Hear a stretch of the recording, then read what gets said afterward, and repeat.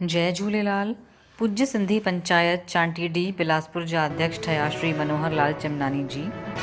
पूज्य सिंधी पंचायत चांटीडी जी बैठक में श्री खैराज बत्रा जन कार्यकाल पूरो थियण ते अध्यक्ष पद खां त्यागपत्र ॾिनो। 2 वर्षनि खां पंचायत खे ॾाढो सुठी तरह संचालन करनि पिया ऐं सभिनी सदस्यनि उन्हनि जो धन्यवाद आभार ॾिनो। श्री खैराज बत्रा जन अध्यक्ष पद जे लाइ श्री मनोहर लाल चिमनानी जन जो नालो प्रस्तावित कयो। सभिनी सदस्यनि हिन प्रस्ताव ते सहमति ॾिननि।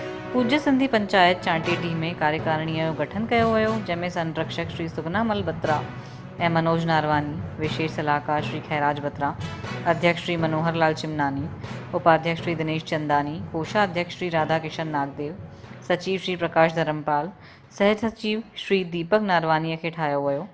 बैठक में लखन परप्यानी, त्रिलोक बत्रा, दिलीप शामनानी, बिलेंद्र बत्रा, महेश नारवानी, अशोक परप्यानी, दयालदास बत्रा, धनराज बत्रा, ताराचंद बत्रा, डिलाराम बत्रा, दीपक आहूजा आदि सभई सदस्य उते उपस्थित हुया।